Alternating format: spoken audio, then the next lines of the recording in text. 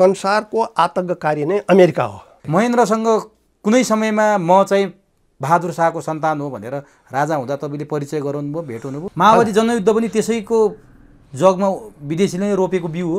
विदेशीले नै रोपेको हो। त्यो त दिनको घाम जतिकै छर्लङ्ग छ। कतिपयले मैसँगको अन्तर्वार्तामा जुलुसहरूमा यदि राजा ज्ञानेन्द्रले हिम्मत नगर्ने भने पृथ्वीनारायण शाहको जुनसुकै सन्तानलाई पनि हामी राजा मान्न तयार छौँ, खोज्दैछौँ हामी भन्दैछन्।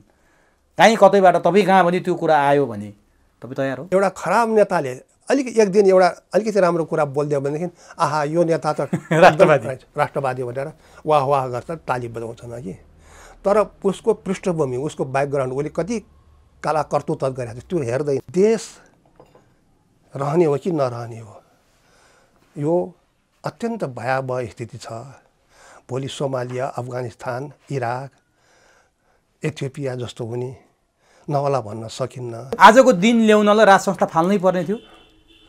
फाल्नै पर्ने थियो। संहिता कसैले संहिता मागेको थियो? यहाँ जनआन्दोलन कसैले संहिता मागेको थियो? धर्मनिरपेक्षता पनि मागेको थियो, गणतन्त्रै मागेको थिएन। मागेको थिएन होइन। उता कलो खाइहाले, नगर्यो। अमेरिकाले के गर्ने हो, इन्डियाले के गर्ने हो? गऱ्यो, जनताले छोड्ने हाल्छ। गरे, जनताले मात्रै होइन, चाइनाले पनि के गर्छ। म आफू रिक्सा चलाउने किन्दाउँ, ठेलागाडा धकेल्न पनि म आफ्नो स्वाभिमानमा छु, म जान्न त्यसरी। त्यस्तो राज संस्था चल्दा पनि तपाईँ जानु भएन? छैन। यो देशले राजा बनाएको होइन, राजाले यो देश बनाएको हो। अनि बबर शमशेरले पेस्तोल लुकाएर ल्याएको अरे, पेस्तोल देखेर गर्ने भए घर ठकुरी भनेर पेस्तोल देखाए अरे राजालाई। अनि मलाई भोलिसम्म सोच्ने अवसर दियो। नेपालले राखेको शान्ति क्षेत्र प्रस्ताव भन्दा इन्डियाले हिन्द महासागरलाई शान्ति क्षेत्र बनाउनुपर्छ भनेर उसको धारणै थिएन, राखेकै थिएन। चाहे न्यायालयमा होस्, चाहे मन्त्रीमा होस्, चाहे सांसदमा होस्, टिके सांसद, चाहे जिएमहरू संस्थाको जिएम होस्, जेमा पनि भागभण्डा अनि भ्रष्टाचारमा पनि भागभण्डा। दर्शकवृन्द नमस्कार, चुरो कुरोमा तपाईँलाई हार्दिक स्वागत छ। आजको चुरो कुरोमा हामी देशको राष्ट्र, राष्ट्रियता र देशभावले ओतप्रोत विषयमा कुराकानी गर्नेछौँ। नेपालमा राज संस्था 2062-63 आन्दोलनपछि राज संस्थालाई बिदा गरियो भनिएको छ, तर जनताहरू त्यो मान्न स्वीकार्न तयार छन् जस्तो देखिँदैन। राज संस्थाको अभावमा जनताहरू टुहुरो जस्तै छन्। पूर्व राजा ज्ञानेन्द्रलाई राजा आऊ देश बचाऊ भनेर जनताले पुकार्न थालेका छन्। कतिपय मान्छेले यदि पूर्व राजा ज्ञानेन्द्र तयार हुनुहुन्न भने पृथ्वीनारायण शाहको कुनै सन्तानलाई राज्यको मियो बनाउन पनि हामी तयार हुनुपर्छ भनेर राजा खोज्न थालेका छन्। पृथ्वीनारायण शाह, उहाँका सुपुत्र, कान्छा सुपुत्र बहादुर शाहले जोडेको यो नेपाल आज छिन्न भिन्न हुने अवस्थामा पुगेको छ। संहिताका नाममा टुक्रा टुक्रा पारिएको छ। लिपुलेख, लिम्पियाधुरा र कालापानी नक्सामा त समेटियो, तर जमिन फिर्ता ल्याउन सकेको अवस्था छैन। बहादुर शाहले जोडेको त्यो ग्रेटर नेपालको हामी कुरा गर्छौँ, लिपुलेख, कालापानी, लिम्पियाधुराको कुरा गर्छौँ, यी सबै गुमिरहेको अवस्था छ। एकातिर एमसीसी सम्झौताले देश अफगानिस्तान, सिरिया बन्ने खतरा छ, इराक बन्ने खतरा छ भनेर चिन्ता व्यक्त भइरहेको सन्दर्भमा आज हामी पृथ्वीनारायण शाहका 8औं पुस्ताका सन्तान र बहादुर शाहका 7औं पुस्ताका सन्तान दिवाकर विक्रम शाहसँग चुरो कुरोमा संवाद गर्दैछौँ। सबभन्दा पहिले म चुरो कुरोमा पृथ्वीनारायण शाहका 8औं पुस्ताका सन्तान र बहादुर शाहका 7औं पुस्ताका सन्तान दिवाकर विक्रम शाहलाई स्वागत गर्छु। तपाईँलाई चुरो कुरोमा हार्दिक स्वागत छ। धन्यवाद। गत वर्ष पनि तपाईँसँग कुराकानी गर्ने अवसर जुट्यो, जुन आम नेपालीले, आम दर्शकले, विश्वभर छरेर बस्नुभएका नेपालीले साह्रै रुचिपूर्वक हेरिदिनु भयो। यसपालि पनि तपाईँले समय प्रदान गर्नुभयो, यसको लागि तपाईँप्रति म व्यक्तिगत तर्फबाट र चुरो कुरोको तर्फबाट हार्दिक आभार व्यक्त गर्दछु। मलाई पनि केही शब्द बोल्ने अवसर दिनुभएकोमा चुरो कुरोमा तपाईँलाई र तपाईँको सहकर्मीहरूलाई धेरै धेरै धन्यवाद दिन्छु। अब नि धेरै कुरा त मैले गत साल पनि गरेको थिएँ बहादुर शाहको बारेमा। ती वीर पुरुषले, ती वीरङ्गनाले आज नेपाल बनाइदिनु भयो, नेपाल जोगाइदिनु भयो र त हामी नेपाली भएर बाँचेका छौँ। आज देशमा राज संस्था छैन। 62-63 आन्दोलनपछि राज संस्था विदायी गरियो। त्यो गलत गरिएछ, विदेशीको इसारामा गरिएछ, इन्डो पश्चिमाको इसारामा गरिएछ, देशको धर्म, संस्कृति, राज संस्था फालेर गल्ती गरिएछ भन्ने आवाजहरू उठ्न थालेका छन्। तपाईँ पनि बहादुर शाहको, पृथ्वीनारायण शाहको रगत, उहाँहरूको सन्तान, यी कुराहरूलाई हेरिरहनु भएको छ। कस्तो लाग्छ आज देशको अवस्था देख्दा? अब आजको देशको अवस्था त देशै रहने हो कि नरहने हो, अत्यन्त चिन्ताको र अन्यलको विषय छ। अब यस्तो स्थितिमा अब नेताहरूको त कुरै छोडिदिउँ, उनीहरूको त अहिलेसम्मको गतिविधिले उनीहरू राष्ट्रिय तत्त्व होइन जस्तो लाग्छ। किनभने उनीहरू विदेशीबाट परिचालित तत्त्वहरू हुन्। आफ्नो स्वत्व आफ्नो त्यो हुनुपर्छ। अनि स्वत्वमा आधारित आफ्नो तन्त्र हुनुपर्छ। सो भनेको आफ्नो मौलिक धर्म संस्कार संस्कृतिको लाई त्यो अपनाउनु नै सो हो। तन्त्र भनेको त्यो अहिलेको जस्तो प्रजातन्त्र लोकतन्त्र गणतन्त्र भनेको थियो त्यो तन्त्र भयो। स्वतन्त्र भन्नाले मानिसले के सम्झ्छ भने फ्रिडम त्यो होइन। सो भने आफ्नोपनको तन्त्र हुनुपर्छ, त्यो अहिले छैन। यो चाहिँ बाहिरको तन्त्र एउटा कथित मानव अधिकारवादी लोकतन्त्र इत्यादिको नाउँमा बाहिरको तन्त्र हावी भइरहेको छ। यसमा हाम्रो सरकारी निकायहरू कार्यालयहरू यदिसम्म कि हाम्रो न्यायालयहरूप्रति जुन हाम्रो विश्वास थियो त्यो विश्वास पनि हाम्रो गुम्दै गइरहेको छ। सेनाप्रति जुन विश्वास थियो त्यो विश्वास पनि गुम्दै गइरहेको छ है। अब अरू कति भन्दै जाउँ त्यो अब भनि साध्य छैन। न्यायालयमा हाम्रो मुख्य आधार थियो, सेनामा अन्तिम राष्ट्रिय शक्ति त्यसमा आधार थियो, हामी विश्वास थियो। त्यसमा पनि हामी जनताहरू भनौँ न धर्मराउन लागिरहेका छन्। त्यो मैले भने होइन, जनताहरूको आवाजबाट सुनिन्छ।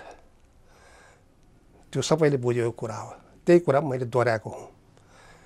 अन्त यस्तो स्थितिमा देश रहने हो कि नरहने हो, यो अत्यन्त भयावह स्थिति छ।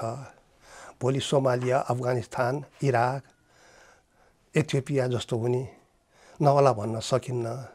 यस्तो भएपछि यहाँ बहुराष्ट्रिय सेनाहरूको यहाँ अखडा जमाएर अब यो त चीन र नेपालको बिचमा बफर कन्ट्री हो। नेपाल त एउटा प्राचीनतम वैदिक सनातन हिन्दू राष्ट्र हो।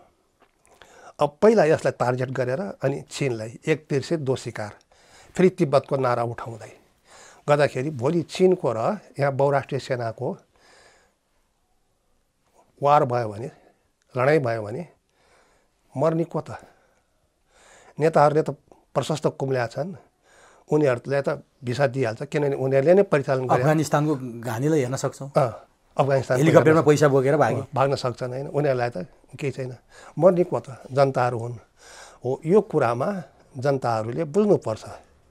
अब जनताहरूलाई उनीहरूले जन्तु सरह ठानिरहेको छ।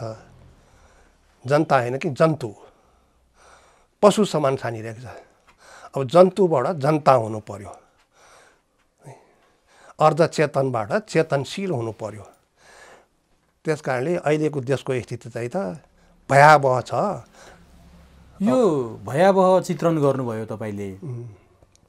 यो के को कारणले यस्तो भयो नेपालको अवस्था? राजनीतिक दलहरूले प्रजातन्त्रको नाममा, तपाईँले भने जस्तो लोकतन्त्रको नाममा, मानव अधिकारको नाममा जनतालाई एउटा आश्वासन देखाएर सत्तामा पुगे, सत्ताको बागडोर सम्हाले, जहाँ राज संस्था 240 वर्षदेखि अविच्छिन्न रूपमा चल्दै आएको राज संस्थालाई विदाई गरे। त्यसैको कारण यस्तो भाव हो अथवा अरू कुनै कारण देख्नुहुन्छ तपाईँ? अब यसमा विभिन्न कारण छन्। हेर्नुहोस्, अब यहाँले भन्नुभयो 240 वर्ष भनेर, यो 240 वर्ष होइन। बाहिर यसरी भनिरहेछ, बाहिर त्यो भनिरहेछन्। त्यो बाहिर यही एनजिओ आइएनजिओले हावा फिजाइदिएको, त्यही हावालाई कसैले बुझ पचाएर कसैले चाहिँ नबुझेर भनेको छन्।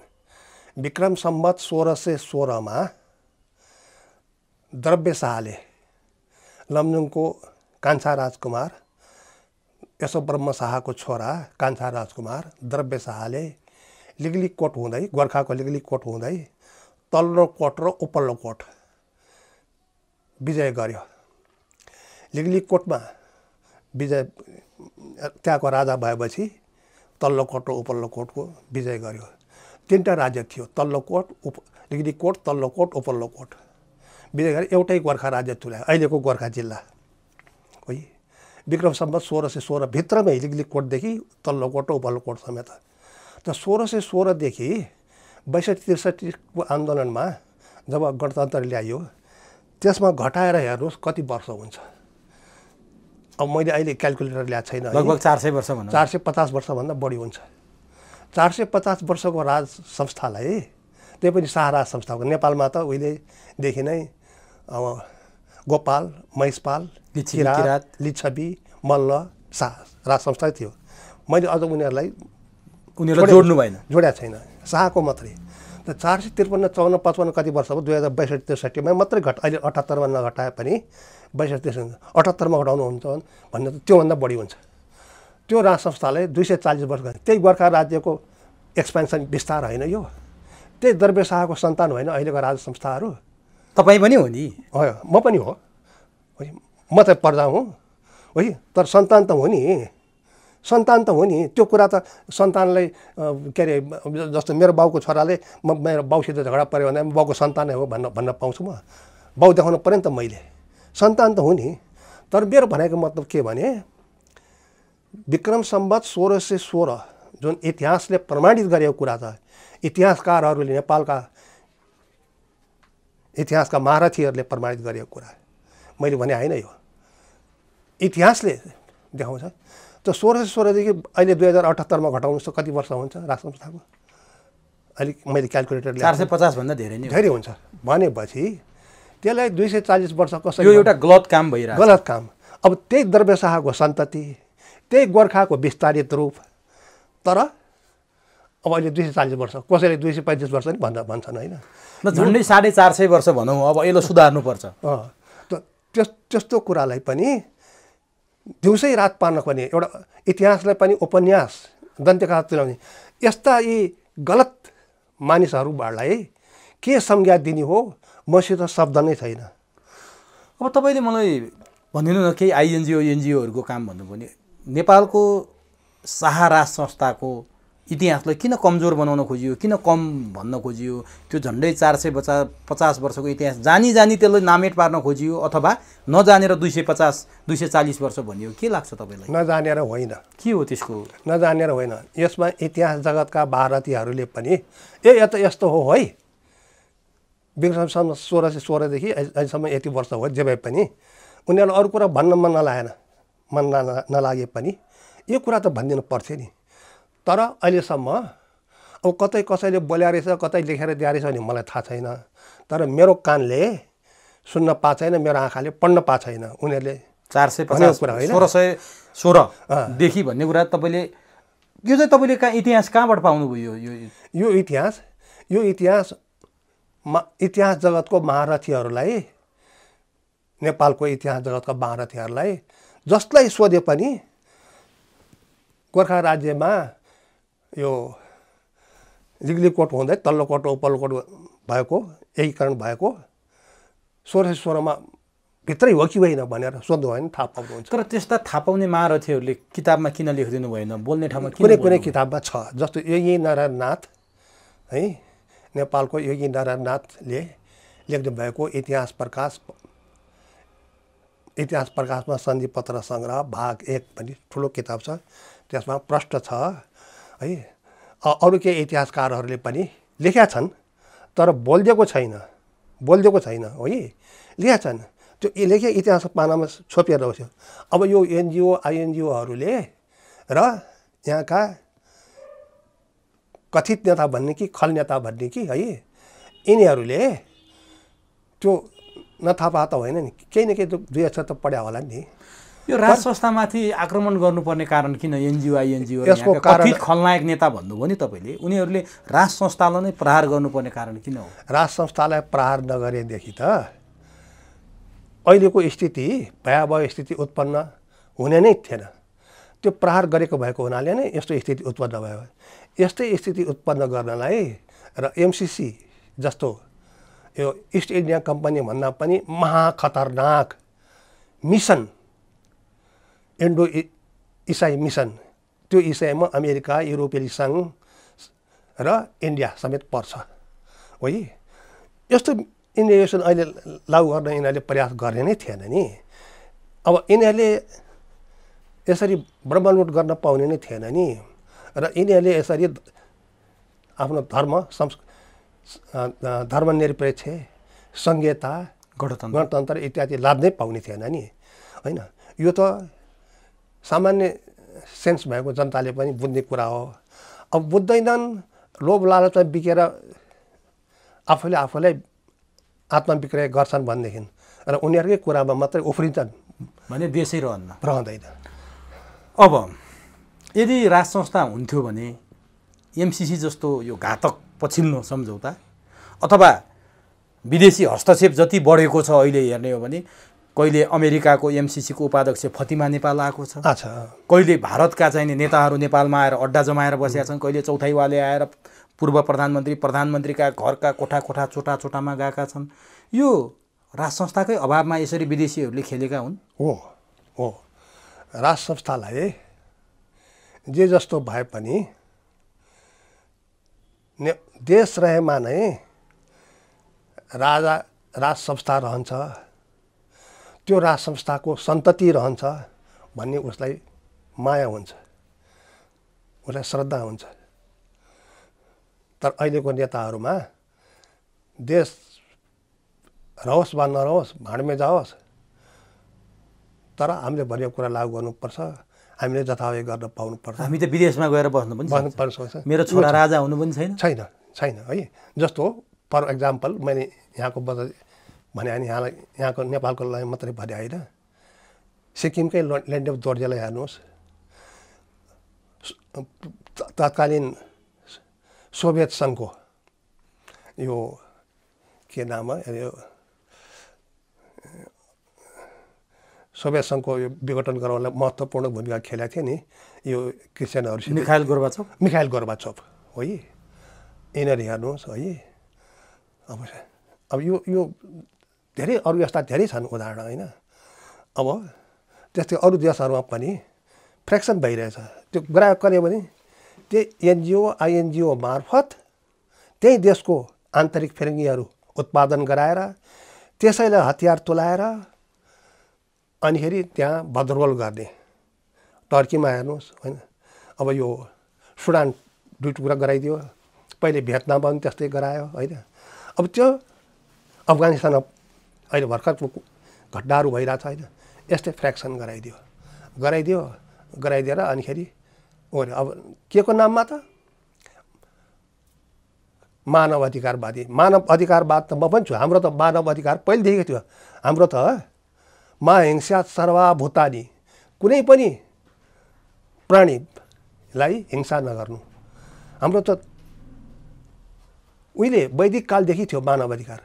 के हामीमा छैन? झन् मानवलाई, प्राणीलाई त अरू प्राणीलाई त नगर्नुमा चाहिँ हाम्रोमा छैन। तर मानव अधिकारको कथित नारा दिने, मैले कथित किन भनेको भने नारा दिने, तर मानवहरूलाई नै समार गरिरहेछ यिनीहरूले। विश्वमा हेर्नुहोस् न कति मारेको छ यिनीहरूले। हिजोकै उदाहरण हेरौँ न त, पेरुमा गोन्जालोलाई 29 वर्षसम्म जेलमा बस्न बाध्य अमेरिकाले नै पार्यो। जेलमै उनी 29 वर्ष जेल बसेर 86 वर्षको उमेरमा मरे। अनि मानव अधिकारको कुरा गर्छ अमेरिका। संसारको आतङ्ककारी नै अमेरिका हो। मैले प्रष्ट रूपमा भन्न पर्दाखेरि देखेको, मेरो ब्रह्मले देखेको होइन। अफ्रिकन कन्ट्रीहरूमा हेर्नुहोस्, त्यो करम देखेको बालकहरू, मानिसहरू खान नपाएर भोक प्यासले नबस्नलाई घर सब बमले ध्वस्त गरिदिएको छ। त्यो अब के त्यो इराकमै भन्नुहोस् न, अफगानिस्तान हेरौँ न, पछि अफगानिस्तान, इराकमा सद्दाम हुसैनको पालोमा यहाँ जैविक र रासायनिक हतियार छ, भण्डार छ भनेर त्यहाँ नेटो सेनाले, अमेरिकाको अगुवाईमा नेटो सेनामा युरोपियन सेनाहरूको त्यो सङ्गठनले हमला गर्यो। इराक ध्वस्त तुल्यायो, सद्दाम हुसैनलाई फाँसी दियो। केही छैन रहेछ त्यहाँ भेट्यो त त्यहाँ जैविक र रासायनिक हतियार। त तिनीहरूलाई लाज लाग्दैन? र हाम्रो कथित एनजिओ मानवाधिकारवादी तिनीहरूको विषयमा किन चुक्क पनि बोल्दैन नि? किनभने उनीहरूले दिएको कलो भनेको कुकुरलाई च्याउ भनेर हामी दिन्छौँ नि, पुरा पात जुठो त्यो खाइरहेछ, चुक्क बोल्दैन। अब यो के मानव अधिकार त्यो हो त? अब अरू देशले यदि त्यस्तो गरे भएदेखि त्यो जैविक र रासायनिक हत्या उसलाई संसार उनीहरूले खनिन्थे।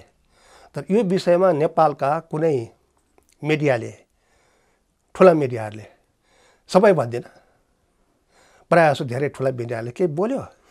अहिले केही सूचनाहरू सार्वजनिक भएको छ, ठुला मिडियाहरूले एमसिसीको पैसा पहिले नै खाएको कुरा भन्ने हिजो मात्रै सार्वजनिक भएको छ, सायद तपाईँले पनि हेर्नु भएको हो। मिडियाहरू एमसिसीको पैसा खाएर एमसिसीको विज्ञापन बचाउन थाले। कुन कुन मिडियाले खाएछन् भने नामसहित सार्वजनिक भएको छ। तपाईँ हामी यसरी कुरा गरिरहेछौँ, बाहिर अर्को विचारले चाहिँ एमसिसी ठिक हो भनिरहेछ, राज संस्था विदा गरिसक्यौँ। अब त्यो मियो को छ त? राष्ट्रपति विवादित बन्नुभयो, एउटा दलको बन्न थाल्नुभयो। अब मियो खोज्न थाले जनताले। तपाईँ त बहादुर शाहको 7औं पुस्ताको सन्तान, पृथ्वीनारायण शाहको 8औं पुस्ताको सन्तान।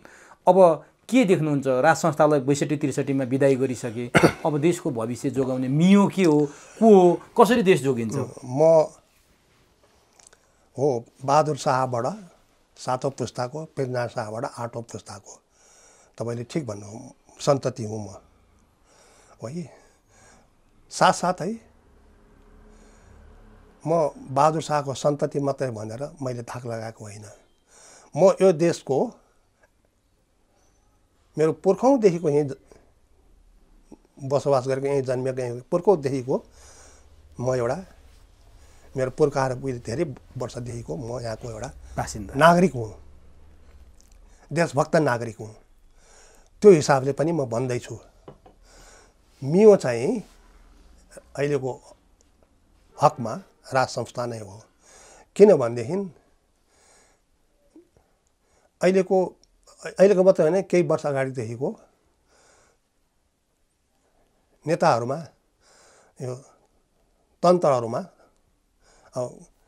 प्रजातन्त्र, लोकतन्त्र, गणतन्त्र, सङ्घीय लोकतान्त्रिक गणतन्त्र, कुनैमा पनि केही सिद्धान्त, केही देश र जनताप्रति समर्पित केही निष्ठा, केही सिद्धान्त देख्नु भएको छैन।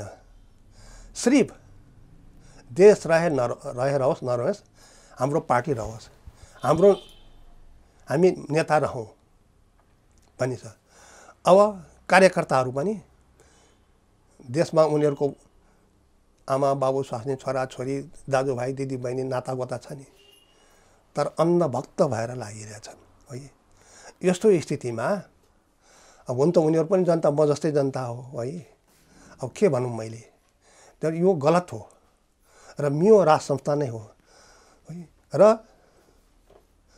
देश त्यसै त अन्यलमा थियो, असफल राष्ट्र जस्तै भइसक्यो। भ्रष्टाचार यति छ, अन्याय अत्याचार, हत्या, हिंसा यति छ जो बयान गरेर साध्य छैन। लाइटमा आएको मात्रै केही छ, अब त्योभन्दा बढी त दुर्गमको त कति उ छ। मुद्रास्फीति, इन्फ्लेसन बढेको बढै छ। मन्दी, उद्योग वाणिज्य सब बेचिसके, बेचेर भाग शान्ति जय नेपाल गरेर उद्योग धन्दा बेचेर खाइदिइसके। उहाँ भने जय नेपाल भने त्यो भएको उद्योगहरू बेचिदिने, अनिखेरि अरब पठाइदिने मान्छेहरूलाई। उता अरबमा त्यत्रो गर्मी ठाउँमा, अरेबियन कन्ट्रीमा मरेर काम गरिरहेछन्। बाकसमा लासहरू आइरहेको छ दिनका दैनिक त्रिभुवन एयरपोर्टमा। यिनीहरू देख्दैन, होइन। त्यस कारणले यो तन्त्र मात्रै भनिरहेछन्। अब यही तन्त्रमा मन्त्र गरिदिएर यी जनताहरूलाई भुलाइरहेछ।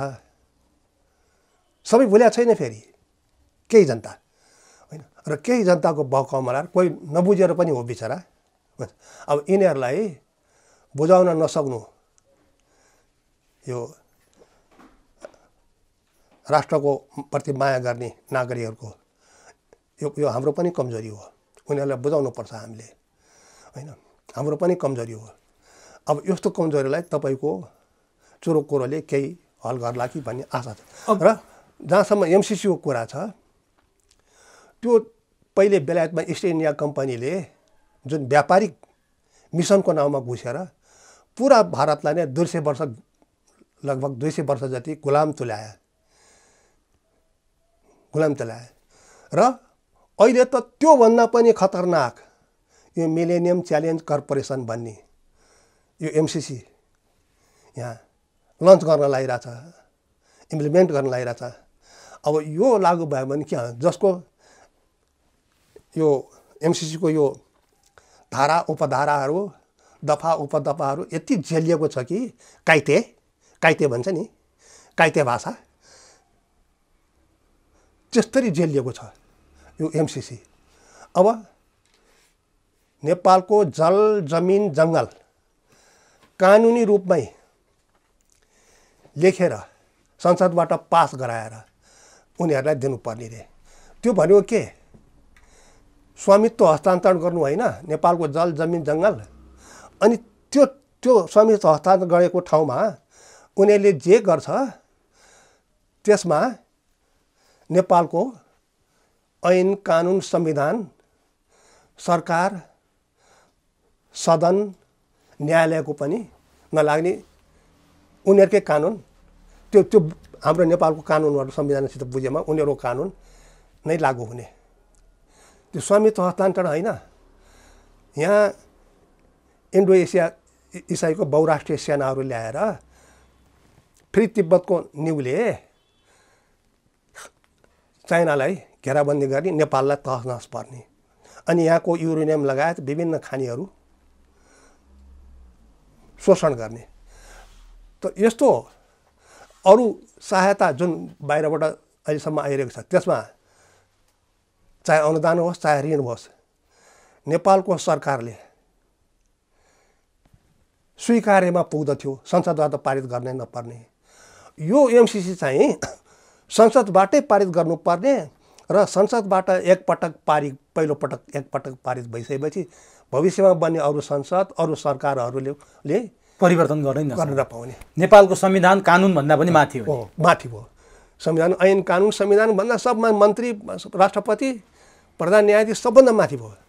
त यस्तो कुरा एउटा लाटोले पनि थाहा पाउने कुरामा फेरि उसले अमेरिकाले भन्छ यो इन्डो पेसिफिक आइपिएसको अङ्ग हो होइन भनेर उसले भनिरहेछ। अमेरिकाको रक्षा विभागले पनि बोलेको छ, नेपालकोमा भएको अमेरिकन राजदूतले पनि एकचोटि बोलेको छ इन्डो पेसिफिककै अङ्ग हो। तर नेपालका दलालहरू चाहिँ इन्डो पेसिफिकको अङ्ग होइन यो भनेर लाजै नमानिकन बोलिरहेछ। किन तिनीहरूले चाहिँ यो नेपालको अङ्ग नदेखे हुन्? यिनीहरू जानी नदेखे हुन् अथवा यिनीहरू अमेरिकाको डर तरासमा छन् अथवा केही खाएका छन् कि उनीहरूलाई यो भन्न किन अप्ठ्यारो भएको छ? अमेरिका सत्य बोलिरहेछ, यिनीहरू किन झुट बोलिरहेछ? अब यो कुरा चाहिँ यी 420 नेताहरूले अब यिनीहरूको पनि त कानुनी सल्लाहकार होला, अरू सल्लाहकार होला, के नबुझ्या होला त? नबुझ्या भन्न सकिन्छ। यो लाटोले एउटा म राजनीति नगर्ने मान्छे, नगरेको मान्छे, राजनीति गरेको छैन मैले, नगरे त मैले त बुझेँ भनेदेखि यिनीहरूले के बुझ्या छैन भन्न सकिन्छ र? यो जानी हो। यो के भनेदेखि यो के भन्नु अब भनौँ भनेदेखि फेरि होला होइन। पहिले यो मकवानपुरमा 1819 विक्रम सम्वत 1819 मकवानपुरमा यो मिर कासिमको सेना गुर्गिन खाँको नेतृत्वमा आए मकवानपुरमा। पृथ्वीनारायण शाहले उनीहरूलाई परास्त गर्यो र त्यहाँ धेरै गुर्गिन खाँको सेनाहरू मारिए।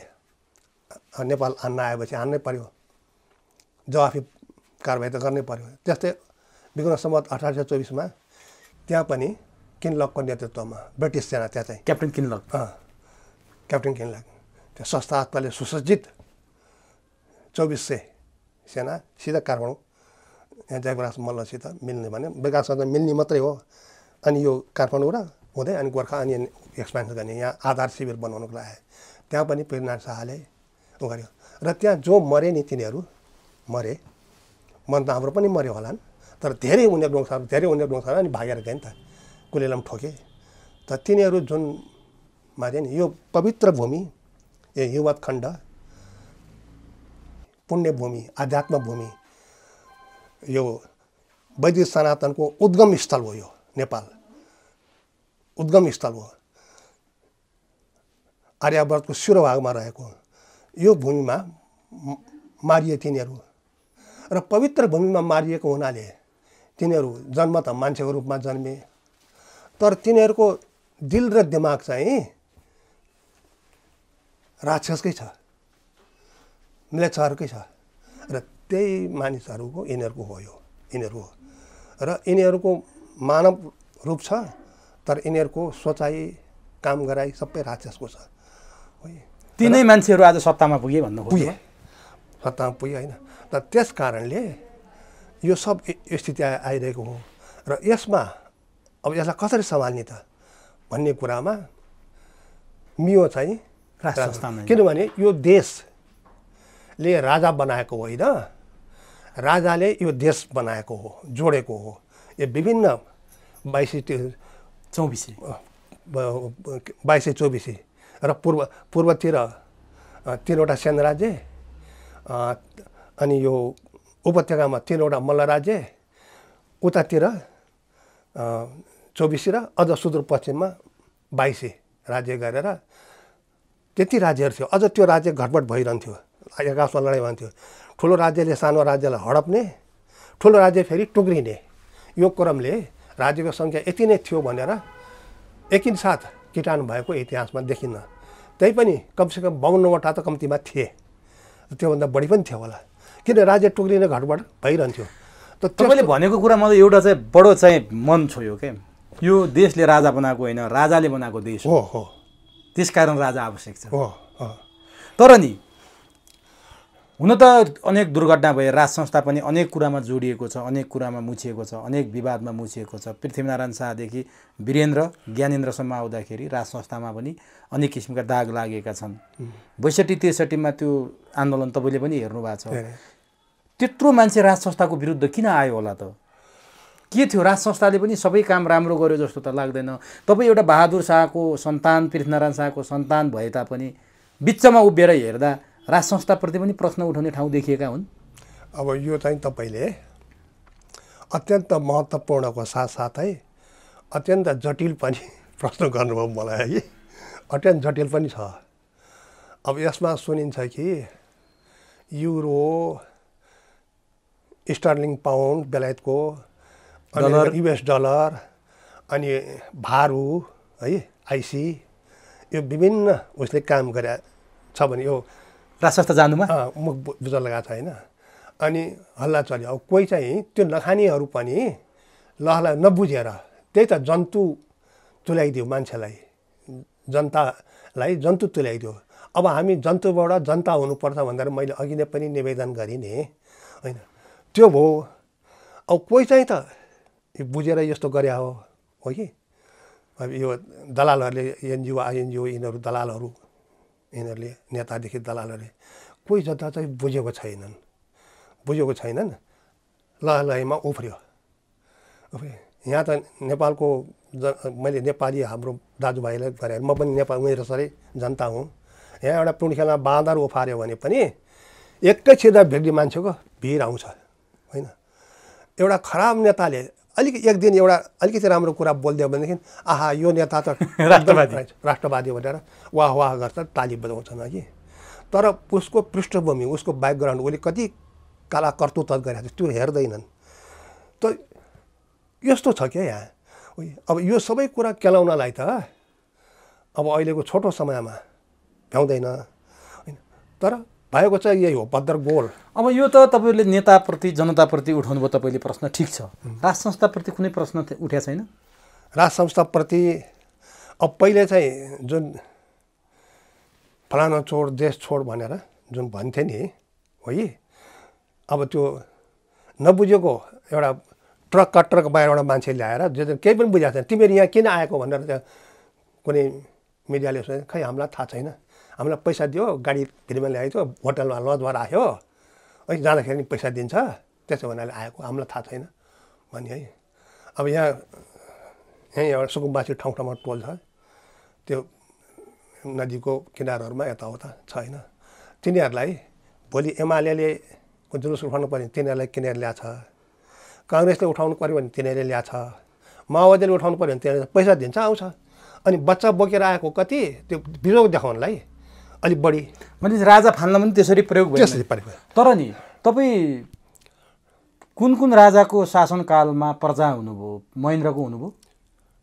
म त भएँ, महेन्द्रको पनि भएँ, त्रिभुवनको त हुनु, त्रिभुवनको पनि भएँ। भनेपछि त्रिभुवनको म 2008 सालमा जन्मेको, त्रिभुवन 12 सालमा 11 सालमा स्वर्गीय भएको। भने 8, 9, 10, 11 3 वर्षको त रहेछु नि। भनेपछि त्रिभुवन त रहेछु नि म।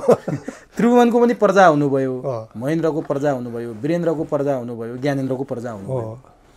यो बिचमा उनीहरूप्रति पनि प्रश्न उठ्यो नि, त्रिभुवन देशै छोडेर भारतको शरणमा गएको भन्ने प्रश्न उठ्यो। उसलाई बाध्यता पर्यो, गद्दी छोडेर बाध्यता पर्यो। महेन्द्रले संसद कु गरेको, जननिर्वाचित प्रधानमन्त्री बीपी कोइरालाले कु गरेको भनेर महेन्द्रमाथि प्रश्न उठ्यो।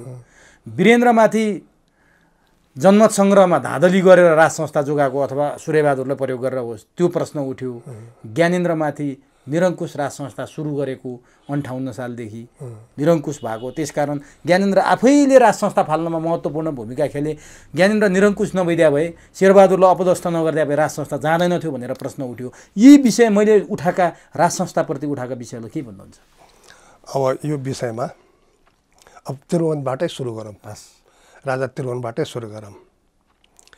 त्रिभुवनलाई मैले सुनेअनुसार मेरो बुवाहरूले, मेरो पिताजीहरूले मर्जी भएअनुसार यो 21 जना हो कि 23 जना यो राणा शासनको विरोध गर्नेहरूलाई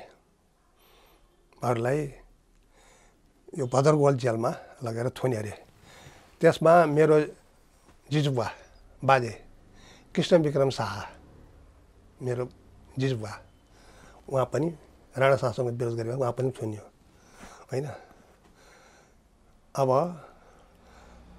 पहिलेको 4 जना शहीदलाई मारे जस्तै तिनीहरूलाई पनि मार्नको लागि अनिखेरि बबर शमशेर उठ्यो अरे, प्रधान सेनापति, कमान्डर इन चिफ, जो बबर महल भनेर अहिले चिनिन्छ, मोहन शमशेर श्रीतिन महाराज तथा है प्रधानमन्त्री। अनि ऊ त्रिभुवन कहाँ गए अरे, नारायण हिटी दरबारमा। र यसमा यो कसुर गरे हुनाले यसलाई पनि मृत्युदण्ड, कसैलाई फाँसी, कसैलाई अब काट्ने, कसैलाई गोली ठोक्ने होइन, के होला अब यहाँ सही गरिदिनु पर्यो भनेर अनि त्रिभुवनले के जवाब दिएछन् भने मेरो बुवाहरूले, जिजुवाहरूले कुरा गरेको मैले सुनेको, म सानै थिएँ है।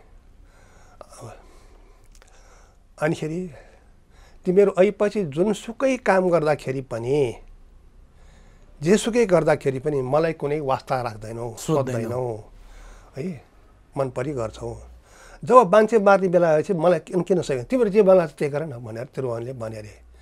अनि बबर शमशेरले पेस्तोल लुकाएर ल्याएको अरे, पेस्तोल देखेर गर्ने बे गर ठकुरी भनेर पेस्तोल देखाए अरे राजालाई। अनि मलाई भोलिसम्म सोच्ने अवसर देऊ भनेर। अनि हुन्छ भोलि आउँछु ठकुरी भनेर बबर शमशेर फर्केछ। अनि ऊ भागेर त्यति बेला चाहिँ जवाहरलाल नेहरूले त्यति बेला चाहिँ मद्दत गरे हो, भारतीय दूतावासमा शरण लिन पुग्यो। यदि त्यो शरण लिन नगए भए त्यो 21 जना हो कि 23 जना मर्थे, तिनीहरू मारिन्थ्यो। त्यसमा मेरो जिजुवा पनि मारिन्थ्यो है। तिनीहरूलाई बचाउनको लागि त्रिभुवन त्यसरी भागेर गएको। अब उसले राम्रो काम गरे कि बराबर काम गर्यो ल भनेर सही गरिदिए भए उनीहरू मारिन्थे।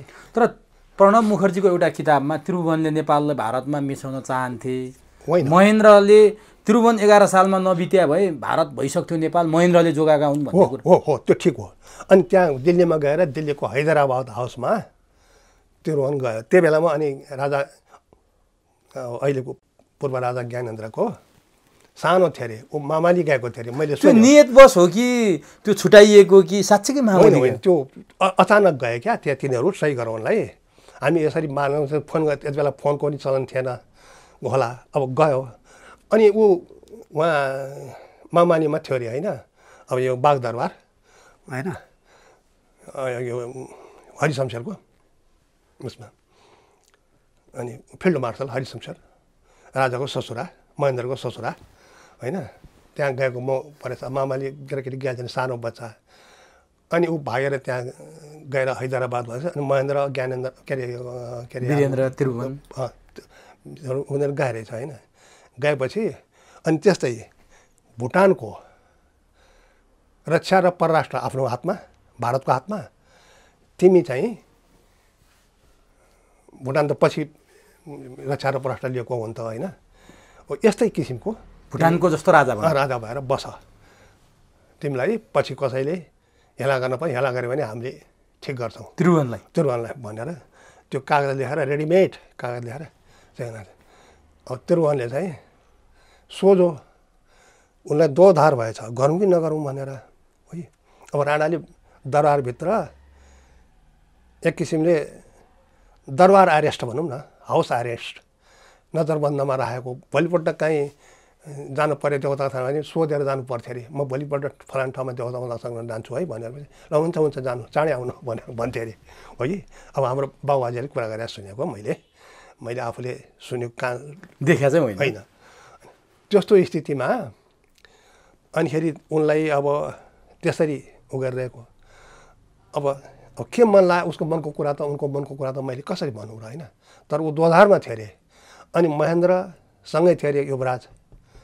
त्यति बेला त युवराज थियो नि महेन्द्र। चिमटेछ त्यो कुरा थाहा पायो महेन्द्रले। त्यहीसँग बसेर सुन्यो चिमटेछ। अनि म भोलि विचार गरेर उ गर्छु भनेको छ। अनि त्यसपछि महेन्द्रले गर्नु नभए त्यही बेलामा भारत भुटान भइसक्थ्यो। महेन्द्रले जोगाए होइन। अनि त्यही हुनाले पछि त्रिभुवन फर्केर आइसकेपछि शासनमा जुन प्रजातन्त्र आयो भन्छ नि, अनिखेरि उसले प्रजातन्त्र राणा शासनबाट हटाउनलाई जे भए पनि महत्त्वपूर्ण भूमिका खेलेको थियो नि त त्रिभुवनले होइन। राणाहरूको देखि ऊ पनि ओगोस बोगस भइरहेको थियो, महत्त्वपूर्ण भूमिका खेलेको थियो। त्यही हुनाले त्रिभुवन प्रजातन्त्र दिवस भन्थे नि, राष्ट्रपिता त्रिभुवन पनि भयो। राष्ट्रपिता त्रिभुवन प्रजातन्त्र दिवस भन्थ्यो। पछि यिनीहरूले त्रिभुवनलाई काट्यो, प्रजातन्त्र दिवस मात्रै भन्यो है। अब त्यसमा मेरो कुनै गुनासो होइन फेरि। तर पहिले त्रिभुवन प्रजातन्त्र दिवस भन्यो, पछि प्रजातन्त्र दिवस भन्यो, त्रिभुवनलाई काटिदिने छोडिदिने। अब यो के गरे हो त्यो उनीहरूले जानुन् है। अब महेन्द्रको कुरा उठाएको थियो नि। अब महेन्द्रको कुरा चाहिँ जहाँसम्म महेन्द्रको सवाल छ, त्रिभुवन कुको कुरा छ नि, महेन्द्रको पुस 1 गतेको कालो दिन नै भने नि यिनीहरू। महेन्द्रको कुको कुरामा यो 17 साल हो के अरे, मलाई अहिले सम्झना भयो। 17 साल पुस 1। त्योभन्दा अगाडि भारतको रक्षा मन्त्री हो कि प्रधान सेनापति हो, स्थल सेनाध्यक्ष है। त्यहाँ नेभी अनि एयरफोर्स र इन्फेन्ट्री पैदल होइन। अब सेनापति चाहिँ त्यहाँको इन्फेन्ट्री नेभीको र पानी जहाजको र माने यो जल सेना, स्थल सेना र वायु सेना सबैलाई ओभरअल कन्ट्रोल गर्ने चाहिँ स्थल सेना नै त्यहाँको प्रधान सेनापति हुन्छ भन्ने हुन्छ। अब रक्षा मन्त्री त्योभन्दा माथि छँदैछ। उनी आएको थियो अरे यहाँ नेपालमा आएर विश्वेश्वर प्रसाद कोइराला प्रधानमन्त्री थियो अरे।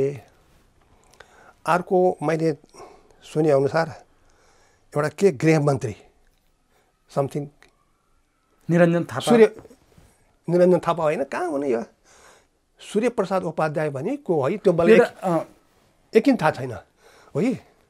अब यसमा अन्यथा नलिनु होला, किनभने होइन अब म राजनीति नगरिरहेको हुनाले त्यो कन्ट गरेको छैन मैले है। विश्वबन्धु थापा हो क्या? होइन विश्वबन्धु थापा होइन। एउटा तर जे होस् एउटा रक्षा मन्त्री चाहिँ त्यो रहेछ। अनिखेरि एउटा कसैको घरमा गोप्य बैठक बसिसकेपछि अनिखेरि त्रिभुवनको पालामा पनि यो क्याबिनेटमा त्रिभुवनको मुख्य सचिव इन्डियन हुन्थ्यो होइन। त्यस्तै गरी आएर अब नेपाललाई भुटान तुल्याउने भनेर त्यो प्रधान सेनापति रक्षा मन्त्रीको त मलाई लाग्छ अहिले मेरो स्मृतिमा भएसँग प्रधान सेनापति नै हो। आएर एउटा प्राइभेट घरमा कसैको घरमा गप्पे बैठक बसेपछि ल यो गर्ने भनेर हुन्छ भन्ने सहमति भइहाल्यो। राजाको लालमोहर त चाहियो होइन, राजाको लालमोहर चाहियो। अब त्यति बेला त राजतन्त्रात्मक शासन थियो, पद्धति थियो, चाहियो। अब राजाको लालमनलाई के गर्ने भने यस्तै विषयमा छलफल भइरह्यो। यो कुरा त्यो त्यति बेलाको रक्षा हो कि गृह त्यो मलाई यकिन भएन है। त्यो मन्त्रीले थपाएर अनि गएर राजालाई भनिदिएछ होइन, भनिदिएपछि बर्बाद हुन लाग्यो। अब यो रक्षा र परराष्ट्र उसको हातमा भएपछि त हामी त उसको छातामा बस्ने भयो, उसको अन्डरमा भन्यो बर्बाद हो। एउटा देशभक्त रहेछ है, त्यो सपुत रहेछ। त्यो भनिदिएपछि अनि त्यसपछि राजाले एक्सन गरे। अनि त्यसपछि यो गोर्खा काण्ड पनि उठ्यो हो, योगी नारायणनाथको अगुवाईमा विरोध, यसको विरोध गर्यो भनेर त्यहाँ 6-7 जनालाई राष्ट्रको सपुतहरूलाई यस्तो गर्नु हुँदैन भन्दाखेरि त्यहाँ गोल ठोकेर मारिदिएको पनि हो। योगी नारायणनाथलाई नि मार्न खोज्या हो। त्यहाँबाट गोर्खाबाट ऊ जोब्ला 1 दिन हो कि 2 दिन पुगेछ। ऊ कसरी दैविक शक्तिले, आध्यात्मिक शक्तिले, आफ्नो योग शक्तिले पुग्यो भन्ने पनि सुनिन्छ होइन। र त्यति बेला अनि यस्तै कारणले गर्दाखेरि अनि त्यसपछि त्यो रिस त महेन्द्रमाथि खनियो हो कि खनियो। अब महेन्द्रले पनि होसियार भयो। अब त्यो बेला खुर्को गर्दा क्या महान राजा है, अब एउटा कठपुतली राजा हुन्थ्यो, उसले कठपुतलीहरू बस्न चाहेन अनि उसले कु गर्न पर्या हो। अब वीरेन्द्र र ज्ञानेन्द्रको छ नि। अब वीरेन्द्रको चाहिँ महेन्द्रले अर्को पनि छ, यो अरण्यको राजमार्ग बनायो नि, कोदारी राजमार्ग होइन, कम्युनिस्ट आउँछ त्यो बाटोबाट भनेर विरोध पनि गरे। अब किनभनेदेखि देशको सन्तुलित विकासको लागि, व्यापारको लागि, वाणिज्यको लागि एउटा देशमा मात्रै परनिर्भर भारतमा मात्रै हुनु हुँदैन। भारतले भरि नाकाबन्दी गरिदिएपछि हामी खानै नपाउने, जुन कुरा भोग्यौँ हामी, मर्चले नपाउने होइन, औषधिले नपाउने, कपडा लाउने नपाउने भयो। कपडा त बेचिहाल्यो, हेटवडा कपडा उद्योग सबै बेचिहाल्यो। अब सब इन्डियाबाट आयात हुन्छ होइन, त्यो उताबाट आयात होस् भन्नको लागि नै बेचिया हो। अब त्यही हुनाले सन्तुलित विकास, किनभने आफ्नो देशमा भारतले भोलि के अरे रुससित, चाइनासित, युरोपसित मैत्री सम्बन्धहरू गरिरहेछ, उनीहरूले उ गरिरहेछ भने हामीले के विरोध गर्न सुहाउँछ होइन। स्वतन्त्र हुन पर्यो भन्ने। तर हाम्रो त्यो स्वतन्त्र, आफ्नो तन्त्र, स्व भनेको आफ्नो स्वविवेक, स्वविचार, स्वतन्त्र, आफ्नो तन्त्र हुनु पर्यो। यो परतन्त्र अहिले त परतन्त्र छ, स्वतन्त्र छँदै छैन बाबा। स्वतन्त्र भन्ने त नामै छैन अहिले होइन। त्यस कारणले अनि त्यो अरण्यको राजमार्ग, कोदारी राजमार्ग होइन, अनि त्यो खोल्यो। पछि अरण्यको नाम राखेको क्यारे होइन, त्यो खोल्यो। त्यसमा पनि घोर विरोध भएको थियो यो पार्टीहरूबाट, मुख्य गरेर नेपाली काङ्ग्रेसबाट तर ऊ खोल्यो। अब अहिले त्यही अरण्यको राजमार्गबाट जे पनि केही हाम्रो यता निर्यात भइरहेछ, उताबाट आयात भइरहेछ होइन भने त्यो त होइन। हामीले त त्यो उत्तरको बाटो हो, त्यहाँ मात्रै होइन पुरो मेचीदेखिमा त्यहाँ खोलिराख्नुपर्छ। अनि पो त्यहाँबाट हाम्रो सामान उता जान्छ। अनि हामीलाई त व्यापार गर्नलाई त जहाँ सस्तो पर्छ हामीले त्यहीँ बेच्ने हो, जहाँ सस्तो पर्छ हामीले त्यहीँ किन्ने हो। इन्डियाको मात्र भर पर्ने हो, त्यहाँ महँगो गरे पनि होइन। अनिखेरि कपडा पनि महँगो गरे पनि, जे औषधि महँगो गरे पनि होइन। अब यो के स्वतन्त्र भयो त, यो त परतन्त्र भयो। अहिले पनि परतन्त्र भइरहेछ। अब त्यसमा त्यो पनि एउटा कारण हुनसक्छ महेन्द्र होइन, महेन्द्रको उ। अब जहाँसम्म राजा वीरेन्द्रको, पूर्व राजा वीरेन्द्रको कुरा गर्नुभयो, वीरेन्द्रले एकपटक कुरा उठाएको मलाई थाहा छ, एसियाली मापदण्डमा पुर्याउनुपर्छ भनेर होइन। सार्कको कन्सेप्ट पनि वीरेन्द्रकै हो। सार्कको कन्सेप्ट पनि त्यही हो होइन। सार्कको one of the founder member पनि उनै हो। शान्ति क्षेत्रको, शान्ति क्षेत्र, त्योभन्दा अझ मुख्य शान्ति क्षेत्र, नेपाललाई शान्ति क्षेत्र घोषणा गरियोस् भनेर उनले प्रस्ताव राखिदिए है। भारतले अब के नराम्रो कुरा हो त यो? शान्ति क्षेत्र भनेको कि अशान्ति क्षेत्र राख्यो भने उनले खुसी हुने, राखिदियो। अब त्यसमा भारतले सबभन्दा तत्काल समर्थन गर्नेमा चीन र पाकिस्तान हो। तुरुन्तै समर्थन गर्नेमा चीन, पहिलो चीन, दोस्रो पाकिस्तान, त्यसपछि अरूले समय समयमा गएर 2055 116 राष्ट्रले समर्थन गर्यो। 2055 भारतले चाहिँ के गर्यो भने हिन्द महासागरलाई त्यति बेला मात्रै बोले नेपालले शान्ति प्रस्ताव, त्यो हुँदैन। हिन्द महासागरलाई शान्ति क्षेत्र प्रस्ताव राख्नुपर्छ भन्यो। तर नेपालले राखेको शान्ति क्षेत्र प्रस्ताव भन्दा इन्डियाले हिन्द महासागरलाई शान्ति क्षेत्र बनाउनुपर्छ भनेर उसको धारणै थिएन, राखेकै थिएन। जब नेपालले शान्ति क्षेत्रको प्रस्ताव राख्यो त्यसपछि मात्रै भोलि अनिखेरि हिन्द महासागरलाई बनाउनुपर्छ भन्यो।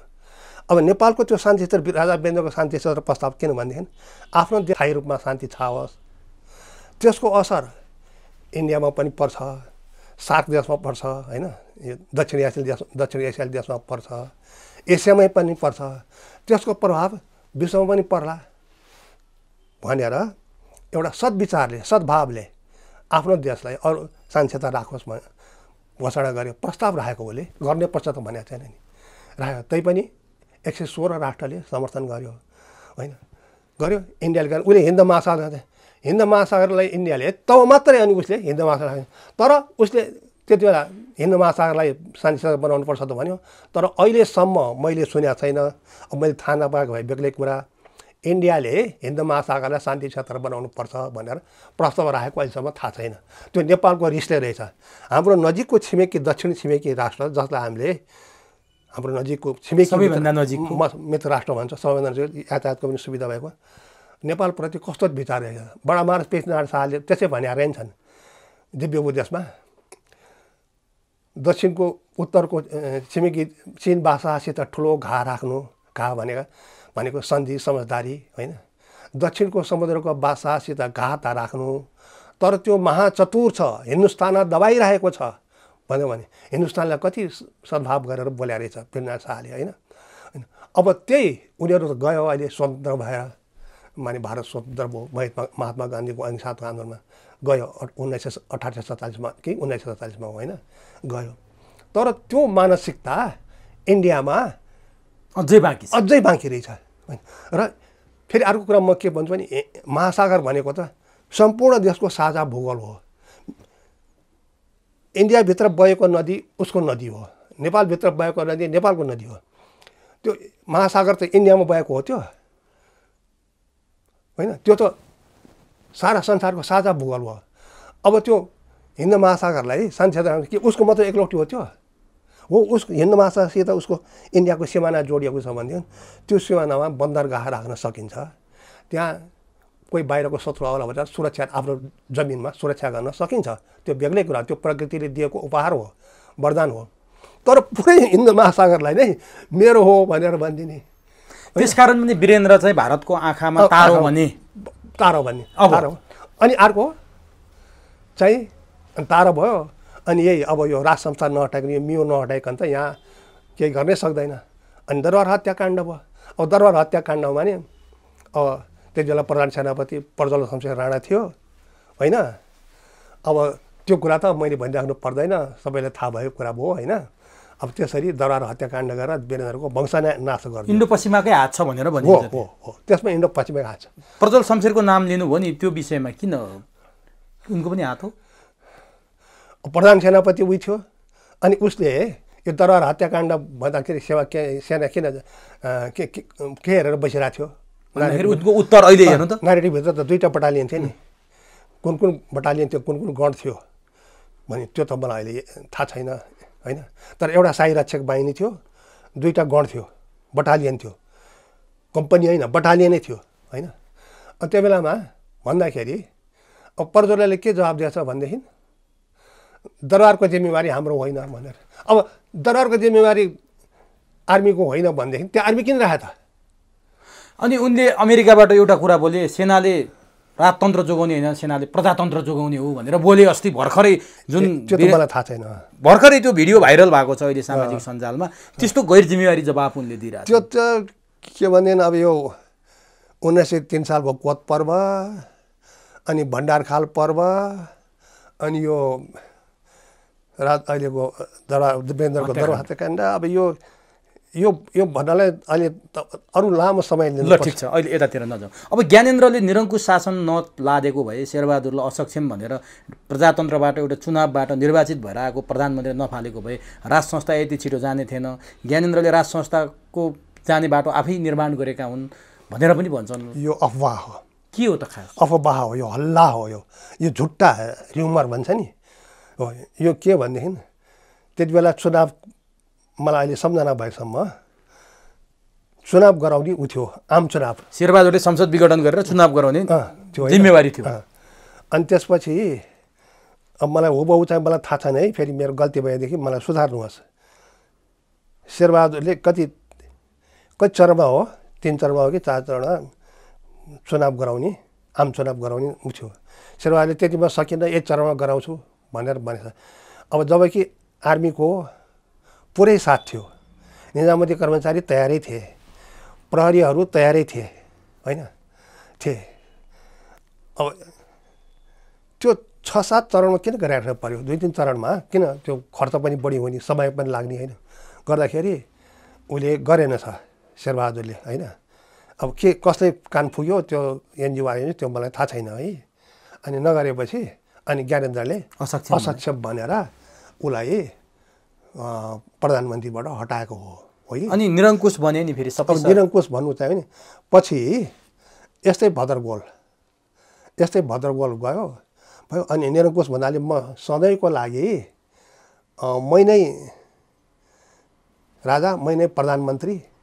उसले उप प्रधानमन्त्री 2टा राखेको थियो नि, तुलसी गिरी र कीर्तिनिधि विष्ट। फर्स्ट उप प्रधानमन्त्री, सेकेन्ड उप प्रधानमन्त्री, होइन? आफू उपाध्यक्ष भयो, अध्यक्ष भएको थियो, होइन? मन्त्री परिषदको अध्यक्ष, अब प्रधानमन्त्री नभनौँ, अध्यक्ष भएको थियो, होइन? उनीहरू 2टा उपाध्यक्ष। उसले समयमा आएको थियो, सीमित समय, त्यति अवधिभित्रमा म जनताको नासो जनतालाई सुम्पिन्छु भने ऊ कसरी निरङ्कुश भयो?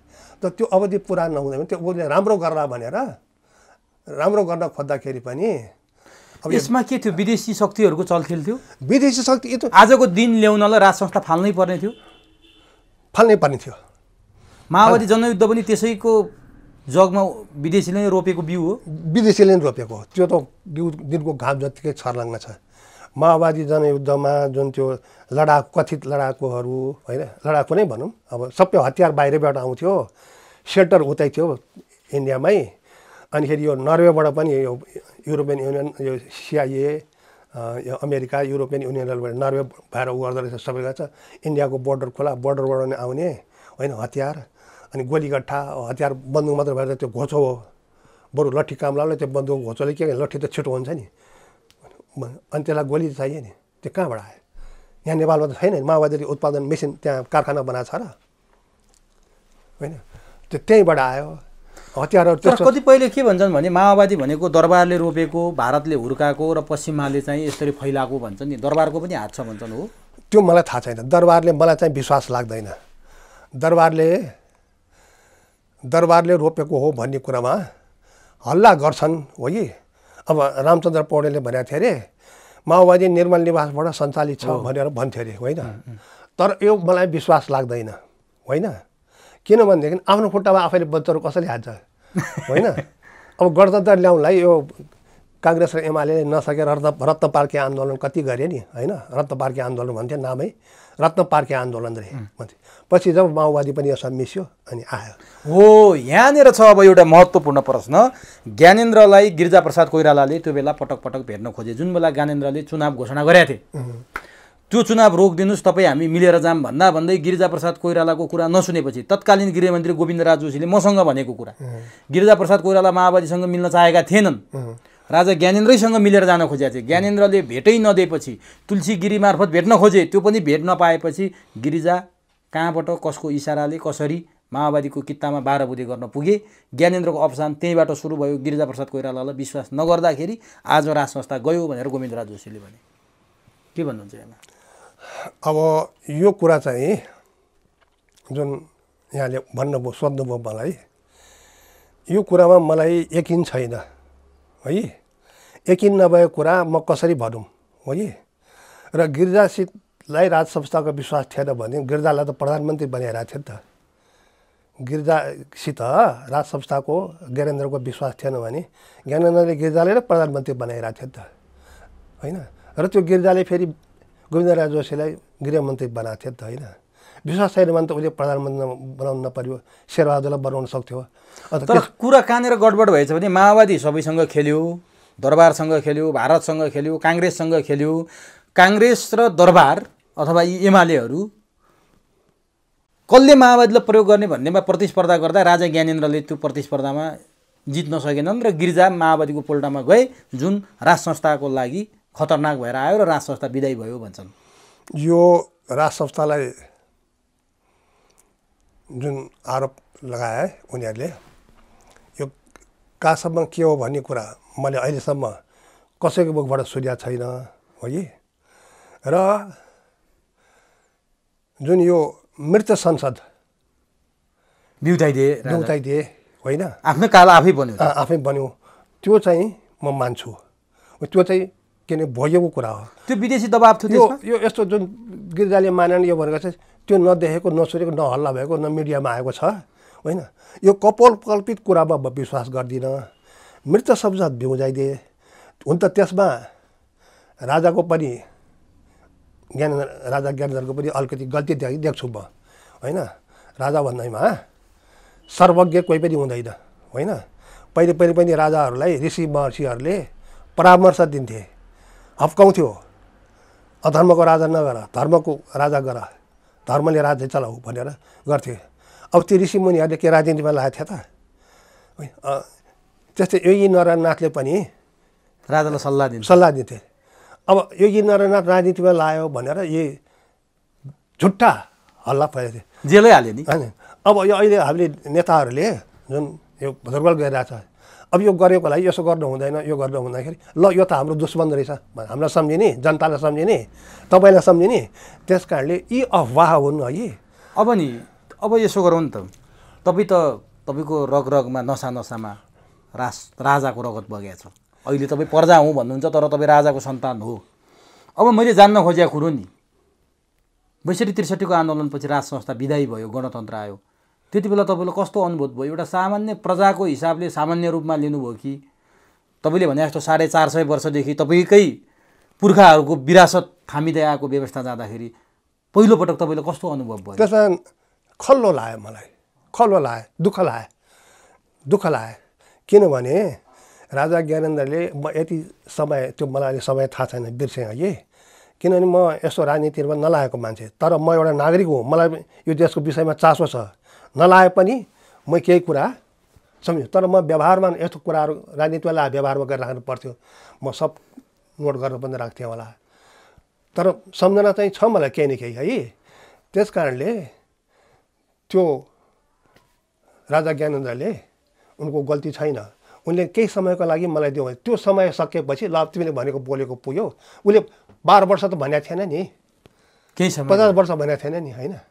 त्यति समय पर्खिनु पर्थ्यो सकिदिए भए हुन्छ नि अब के भनेदेखि जड कुरा के भनेदेखि मियो अहिले तपाईँले पहिला नै प्रश्न गर्नु भने मैले पनि त्यो मियो नै भने त्यो भएको कुरा हो अब विदेशीहरूलाई हतार भयो होइन अनि त्यस कारणले यो संहिता कसैले संहिता मागेको थियो यहाँ जनआन्दोलन कसैले संहिता मागेको थियो धर्मनिरपेक्षता पनि मागेको थियो गणतन्त्रै मागेको थिएन होइन अनि यो रातारात निशाचरले झैँ भूत प्रेत पिसाचले झैँ रातारात गरेर आज हामी भोलि आज राति सुतेर भोलि बिउजिँदाखेरि त गणतन्त्र धर्मनिरपेक्षता भइसकेको होइन त्यस कारणले अब यसलाई चाहिँ नजरअन्दाज गरिदिने ठुला मिडियाहरूले अब यो नेताका चम्चाहरूले चम्चा पनि कोही सुनको चम्चा छन् कोही चाँदीको चम्चा छन् कोही स्टिलको चम्चा छन् कोही गिल्टीको चम्चा छन् कोही काठको चम्चा छन् कोही त माटोको कतारको जस्तो पोलेर बनाएको चम्चा छन् यिनीहरू यसलाई नजरअन्दाज गरिदिने होइन त्यस कारणले हामीले माया भए त ठिक छ माया दियो तर काम चाहिँ राम्रोसित गर्न सकेर भद्रगोल तर नि तपाईँ त प्रजा भएर बसेको न तपाईँसँग राज संस्थाको त्यो कुनै जोडेर आएर तपाईँ राजा हुने अवस्था पनि थिएन त्यति बेला अब त के हुन्छ अबको कुरा म छुट्टै गरौँला तपाईँलाई किन त्यसरी दुःख लाग्यो तपाईँ त प्रजै हो नि गणतन्त्र भए पनि राजतन्त्र भए पनि तपाईँलाई के थियो र दुःख नआउनु स्वाभाविक हो किनभनेदेखि मियो गएपछि त यहाँ मैले अघि नै भने नि जुन 17 सालमा राजा महेन्द्रले त्यसै को गर्न परेको थिएन नि त्यो भारतको त्यो आएर भोलि भुटान र देशै नरहने अवस्था आएपछि दिवाकर विक्रम शाहलाई अब त सिक्किमै बनाउनु खोज्यो अहिले त झन् सिक्किमै हडप्नु खोजे जस्तो खोजिरहेको छ होइन यहाँ बहुराष्ट्रिय सेना ल्याएर सिक्किमभन्दा पनि अझ रक्तपात गराउनु लाग्यो तपाईँले राजकीय सुविधा केही पाउनु भएको छैन है मैले पाएको छैन दाबी गर्नुभयो कहिले छैन किनभने अनि तपाईँले 3वटा राजाको शासन तपाईँले बिहोर्नुभयो त्रिभुवनको शासनकालमा त सानै बच्चै हुनुहुन्थ्यो बच्चै महेन्द्रसँग कुनै समयमा म चाहिँ बहादुर शाहको सन्तान हो भनेर राजा हुँदा तपाईँले परिचय गराउनुभयो, भेट हुनुभयो? म अहिलेसम्म चाहे महेन्द्र हुन्, चाहे वीरेन्द्र हुन्, चाहे ज्ञानेन्द्र हुन्, अब केही समय केही 2-3 दिन दिपेन्द्र पनि भयो क्यारे राजा होइन, म अहिलेसम्म परिचय गराउन म गएको छैन। म जाँदा त्यसरी परिचय गराएर जानु पनि परेको छैन, मलाई जान्न। म आफू रिक्सा चलाउने किन्नु, ठेलागाडा धकेल्न पनि म आफ्नो स्वाभिमानमा छु, म जान्न त्यसरी। त्यस्तो राज संस्था चल्दा पनि तपाईँ जानु भएन? जाइन। त्यो दरबार नारायणहिटी दरबार कहिले छिर्नुभयो? छिरेको छु। के राजाको सन्ततिको हिसाबले, बहादुर शाहको सन्तानको हिसाबले छिर्नुभयो कि के हिसाबले छिर्नु? होइन, म साधारण राजाको पहिले यो दसैँको टिकामा जनताहरूलाई टिका लगाइदिन्थे नि राजाहरूले है। म सानो हुँदाखेरि त्रिभुवनको त होइन, राजा वीरेन्द्रको पालादेखि हो। त्यहाँ मेरो गार्जेनहरूले लिएर जान्थे है, अनि त्यहाँ गएर त्यो टिका थप्न जान्थे। पछि राजा ज्ञानेन्द्रको पाला आउँदाखेरि म आफै गएर 2-3 साल टिका थापेँ। ज्ञानेन्द्रसँग टिका थाप्नुभयो? थापेँ। ज्ञानेन्द्र राजा अनि उहाँको शुभ जन्मसँग पनि म एउटा फुलको गुच्छा पनि लिएर गएर उ गर्थेँ। हो, मेरो त्यो बेलामा म नारायणहिटी राजदरबार गएको छु। तर राजाको छोराको हिसाबले जानु भएको छैन तपाईँ? काम राजाको छोरा जान्न म त्यसरी। अनि ज्ञानेन्द्रले चिन्नुभयो तपाईँलाई? कहाँ चिन्नु? म अब उहाँले म जस्तो जनता अब अहिले पो नागरिकताले थपेर 3 करोड पुर्यायो त होइन।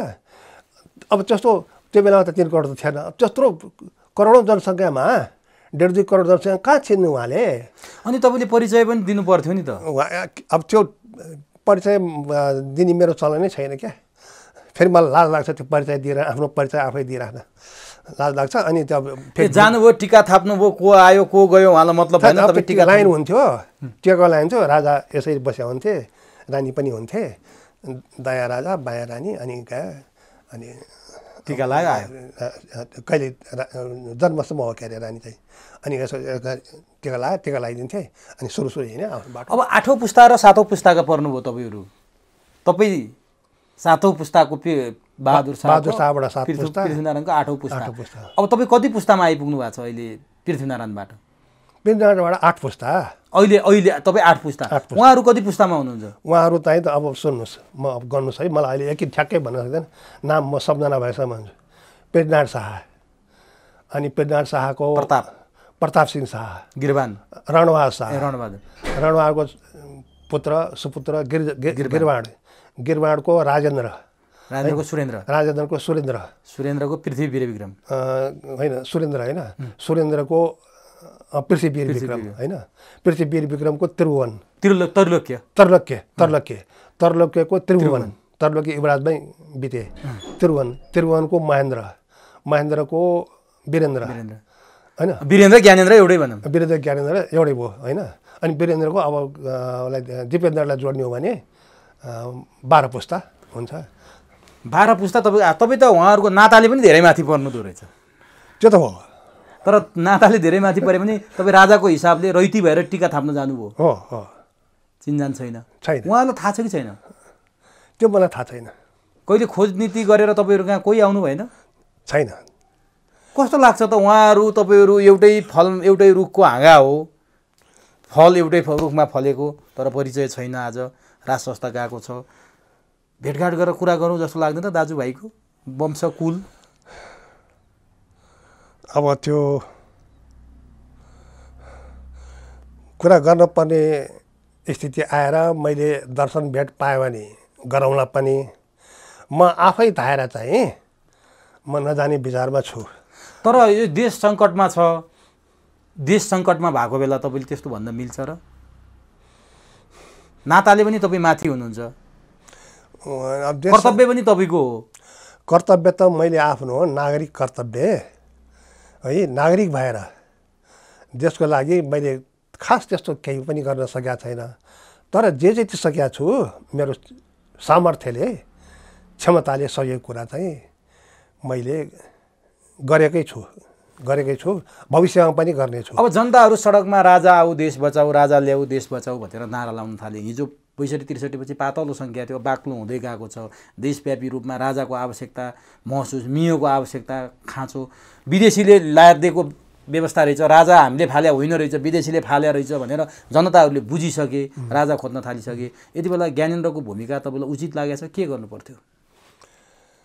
अब ज्ञानेन्द्रको भूमिका उनले बोलेका छन्, उनले अब जनताले के बोलेको छ भनेदेखि पहिले र अहिले पनि यता कता सुनिन्छ, राजा आऊ देश बचाऊ, राजा आऊ देश बचाऊ भनेको छ। र राजा आए अरे, ल म राजा आएँ भने होइन। अब आएँ भन्दैमा राजा त हुँदैन, विधि त पुर्याउनु पऱ्यो नि होइन। त्यसमा अब सेनाको पनि केही भूमिका हुनु पर्यो, मुख्य कुरा त जनताको भूमिका हुनु पर्यो। सेना, कर्मचारी, निजामती, प्रहरी, सशस्त्र प्रहरी, जनपद प्रहरीको भूमिका हुनु पर्यो, नेताहरूको भूमिका हुनु पर्यो होइन। राजा आए, ल म आएँ भन्यो, आएर अब कसैले के भन्यो, अब गद्दीमा बसेर बस्दैमा त कसैले मान्ने होइन, प्रक्रिया चाहियो होइन। त्यसको लागि ज्ञानेन्द्रले खेले भूमिका देख्नु भएको छ? उसले त भनिरहेछ नि, मलाई राजा आऊ देश बचाउ नभन, जनता आऊ देश बचाउ भन। अनि मान्छेहरू के भन्न थाले भने राजाले नारायणहिटीदेखि त्रिपुरेश्वरसम्म जनताको अगाडि जुलुसमा लाग्ने 50 लाख मान्छे राजासँग आउन तयार छौँ, तर राजाले हिम्मत गरेनन् भन्छन् क्या।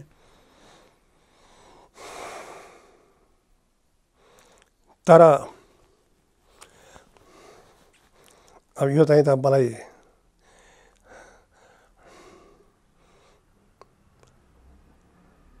गाह्रो भयो। सायद समय आइसकेको छैन होला। समय आयो भने त्यो दिन पनि आउन सक्छ। आउँछ। अब म अन्तिमतिर छु। कतिपयले मसँगको अन्तर्वार्तामा, जुलुसहरूमा यदि राजा ज्ञानेन्द्रले हिम्मत नगर्ने भने पृथ्वीनारायण शाहको जुनसुकै सन्तानलाई पनि हामी राजा मान्न तयार छौँ, खोज्दैछौँ हामी भन्दैछन्। काहीँ कतैबाट तपाईँ कहाँ पनि त्यो कुरा आयो भने तपाईँ तयार हो? अब जेठा प्रताप सिंहको पृथ्वीनारायण शाहको 3टा छोरा, प्रताप सिंह, बहादुर शाह, नारायण शाह। नारायण शाह चाहिँ जन्मेको 2 वर्षमै मरे है। त्यस कारणले बहादुर शाहलाई कान्छा पनि भन्छन्, वास्तवमा पनि कान्छा होइन, माहिला हो। अब जेठा प्रताप सिंह अब हाम्रो नेपालको पृथ्वीनारायण शाहदेखि राज परम्परा अनुसार पृथ्वीनारायण शाह होइन, द्रव्य शाहदेखिकै शाह वंशको सुरुवात गर्ने, माने गोर्खाबाट एकीकरण गर्ने। शाह वंश त अन्त पनि थियो नि, यो स्याङ्जामा थियो, लमजुङमा थियो होइन। तर गोर्खाबाट सुरुवात गर्ने शाह वंश, गोर्खा राज्य स्थापना गर्ने संस्थापक राजा द्रव्य शाहको पालादेखि नै जेठाको लाइनमा त्यो राज परम्परा छ। अब प्रताप सिंह शाह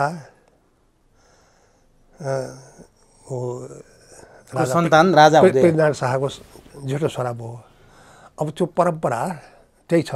तर परम्परा त वीरेन्द्रदेखि नै तोडियो नि त। ज्ञानेन्द्र पनि त जेठो छोरा त थिएन।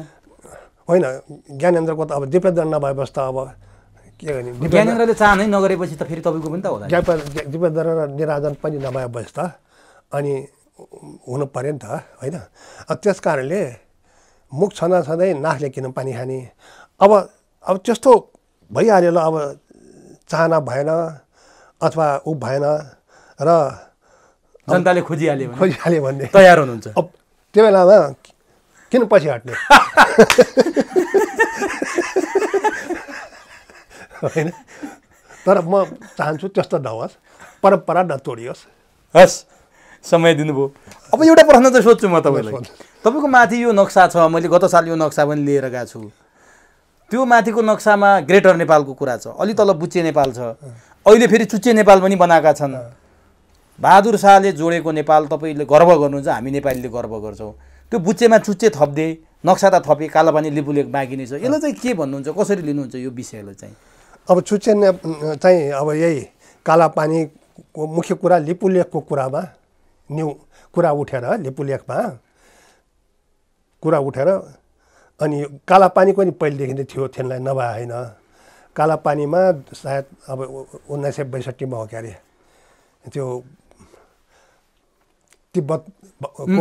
तिब्बतको भारतसँग चीनसँग हारेर फर्केको भारतीय सेना हारेर ज्यान जमाउँदै भए है।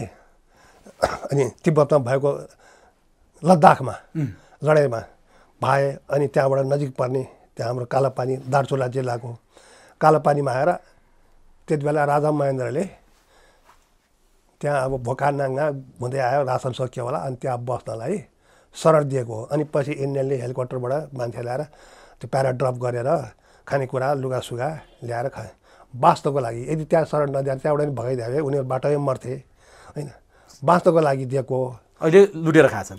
अहिले चाहिँ एउटा कृतज्ञ भएर जसले शरण दियो उसैको हरण गरेर अब अहिले 2062देखि अहिले 2021 होइन, त्यसमा घटाउनुहोस् यति वर्षसम्म पनि अब त्यहाँ उगाइरहेको छ। अब कृष्णजी विष्ट प्रधानमन्त्री भए बेलामा 18वटामा 17वटा चेकपोस्ट हटाए, त्यसमा पनि कोसिस नगरे होइन, तर उनीहरू निर्लजतापूर्वक बसिरहेछ, कृतज्ञ भएर जसले शरण दियो उसले बसिरहेछ होइन। त्यो बेलादेखिकै फाटाफुटुको झन् लिपुलेखमा पछि त्यो व्यापारिक नाका पोइन्ट यो चिनसित मिलेर त्यो पनि भयो। अनि कालापानी भन्ने त्यहाँ कालापानी भन्ने त्यो नक्कली काली बनाएर काली नदी त्यहाँ छ नि होइन। अब त्यहाँ एउटा खोल्सो खनेर त्यो काली नदीको मुहानमा अलि खोल्सो एउटा तिर्तिरे एउटा कुलेसो खनेर यही हो काली नदी, उता हाम्रोपट्टि बगाएर यही हाम्रो भुवा भनेर। तर अब नक्सा सार्वजनिक गर्यो सरकारले, योमा चाहिँ खुसी हुनुहुन्छ? सार्वजनिक त गर्यो, म आधी खुसी छु आधी खुसी छैन। जमिन ल्याएपछि पहिले भन्थे नि आधी सचियो आधी बिसन्चो, त्यो न्याय व्यवस्था संविधानमा राख्नु परेन। हाम्रो नेपालको संविधान त्यो ऊँटमा राख्नु परेन, ऊँट भन्छु म। किनभने भारतले संविधान बनाए, बल्ल बल्ल स्वतन्त्र भएको, मुगलले 800 वर्ष, इस्ट इन्डिया कम्पनीले माने बेलायतले 200 वर्ष, 1000 वर्षभन्दा बढी उगेको, बल्ल स्वतन्त्र भएपछि उसले अब संविधान भनेर विश्वको संविधान हेरेर बनाउँदा ब्रह्माजीले ऊँट बनाउँदाखेरि उसलाई लहर लागेछ। अनि ऊँटको आकार भएको थियो नि, जुरो लामो घाँटी यति लामो खुट्टा, त्यस्तै त्यो इन्डियाले बनाएको थियो ऊँट होइन। अब नेपालमा पनि म के नै गर्छु भन्दा यो काइते अमेरिकाको संविधान बेलायतमा अलिखित संविधान छ अहिले पनि भन्छ, तपाईँले पनि सुन्नुभएको होला। अमेरिकाको संविधान 14-15 पाना मात्रै छ। अमेरिका जस्तो देशको संविधान, मैले अमेरिकालाई राम्रो भन्न खोजेको त्यो त आतङ्ककारी हो, संसारका आतङ्ककारी हो होइन। तर जे भए पनि त्यो साम्राज्यवादी अमेरिकाको संविधान, पुरा अमेरिकाको संविधान 14-15 पाना छ। हाम्रो चाहिँ अब त्यो काइते गर्नलाई क्या त्यो उता बुझाइदियो उता। अनि त्यो सर्वोच्चको त्यो बिचरा त्यो न्यायाधीशहरूलाई पनि व्याख्या गर्नलाई हैरान। अनि त्यसमा फेरि हजारवटा अर्थ लगाउन सकिने होइन। अब त्यो यहाँ रामायण भन्दा पनि महाभारत भन्दा पनि ठुलो बनाए भने मैले भनिहालेँ नि, अमेरिकाको संविधान 14-15 पाना छ भने संविधान भने ठोस अर्थ लाग्ने एउटा छोटो चुस्त दुरुस्त हुनुपर्ने, यो त 50वटा अर्थ लाग्छ। अनि हाम्रो कालकोट लगाउने वकिल साहेबहरू, न्यायाधीश साहेबहरू, अनि आफ्नो पार्टीले नियुक्त गरे त भने भागभण्डाका जे पनि भागभण्डा भाग शान्ति जय नेपाल, चाहे न्यायालयमा होस्, चाहे मन्त्रीमा होस्, चाहे सांसदमा होस्, टिके सांसद, चाहे जिएमहरू संस्थाको जिएम होस्, जेमा पनि भागभण्डा। अनि भ्रष्टाचारमा पनि भागभण्डा। अनि भागभण्डा नगरे त मलाई दिएन तैँले मात्र खाइस् भन्छ, तैँले भ्रष्टाचार गर्ने भागभण्डा चुप, तैँ चुप, मै चुप। एमसिसी पनि यसरी खाइरहेछ, कलो खाइरहेछ। अब सर्पले छुचुन्द्रो समात्यो भने छुचुन्द्रो चाहिँ अगाडि फट्याङ्ग्रो समातिराख्छ। अनि त्यो के अब सुनेको है, त्यो अब आख्यान हुनसक्छ। त्यो छुचुन्द्रो निल्यो भने उसलाई कुष्ठरोग आउँछ अरे, छोड्यो भने अन्ध हुन्छ अरे, यो पहिलेको आख्यान हो यो। अब त्यो त कहाँसम्म सत्य हुन्छ। त्यस्तै यिनीहरूले कलो खाएर सर्पले छुचुन्द्रो समाज जस्तो भइरहेछ यिनीहरूलाई। अब उता कलो खाइहाले, नगर्यो अमेरिकाले के गर्ने हो, इन्डियाले के गर्ने हो, गऱ्यो जनताले छोड्ने हाल्छ, गरे जनताले मात्रै होइन चाइनाले पनि के गर्छ। हस्, समय दिनुभयो, अत्यन्त महत्त्वपूर्ण भनाइ राखिदिनु भयो, धेरै नखुलेका पाटाहरू खोलिदिनु भयो। चुरो कुरोमा आएर आम दर्शकलाई, आम श्रोतालाई, आम नागरिकलाई सुसूचित पारिदिनु भयो, यसको लागि तपाईँलाई हार्दिक धन्यवाद। मलाई पनि यति अब बोल्ने मौका दिनुभयो, यसको लागि धेरै धेरै धन्यवाद।